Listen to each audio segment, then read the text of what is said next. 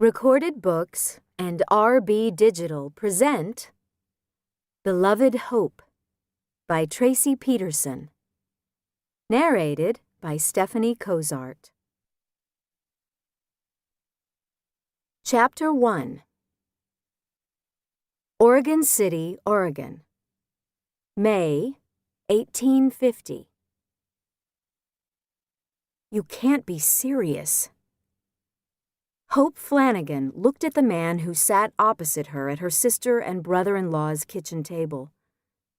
You expect me to testify in the Cayuse trial? Only weeks before, the 5 Cayuse men deemed responsible for the Whitman massacre had been turned over to the Army and were now in Oregon City to stand trial. Hope twisted her skirt in her hands, thankful the table hid her actions. For the last 2.5 years, she had worked to forget that awful day in November when the Cayuse attacked the Whitman mission. Then, in a single moment, this man brought it all back to her. She remembered the kitchen at the mission on that day, sitting beside John Sager, the boy she'd hoped to marry. She had thought life perfect. She'd never wanted to come west to Oregon, but when she fell in love, everything changed. It changed again when Tomahas and Tolokite, 2 Cayuse chiefs, showed up at the mission house. There had been trouble with the Cayuse for weeks. Measles had followed the white settlers into Oregon country, and many of the Cayuse had died. The chiefs blamed the whites in general at first, but when Marcus Whitman, a doctor, failed to save their sick while seeming to revive his white patients, the Cayuse were convinced he was killing them on purpose. The Cayuse were angry that day.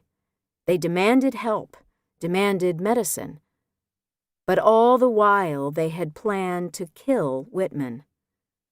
Hope trembled, remembering the murderous look in Tomahas's eyes. Even prior to the attack, his people called Tomahas the murderer, and rightly so. His temper was short and his actions swift.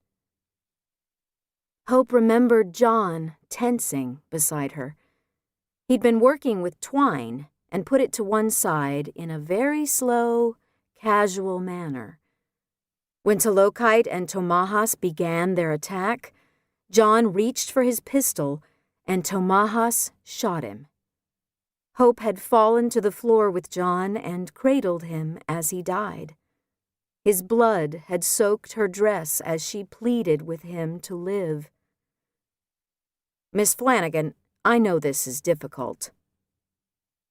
The attorney's voice brought Hope back to the present. She fixed him with a look that made him grimace. He knew nothing of what had happened except what he'd been told. As if reading her mind, he quickly focused on his empty coffee cup. "I mean to say that I've been told what you and the others went through. I understand that it won't be easy to come forward and testify. And that's why I won't do it." He looked up and shook his head.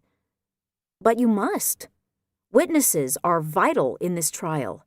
Generally speaking, Indian massacres do not have survivors. You were there, and you have vital information to offer."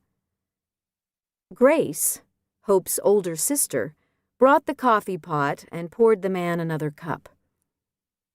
"Mr. Holbrook, a great many women and children survived the massacre.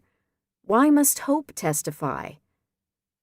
"As I understand it, your sister was in the kitchen when the Indians entered and began their attack. She witnessed Marcus Whitman's murder. Few can say the same. We need her testimony to ensure the guilty verdict."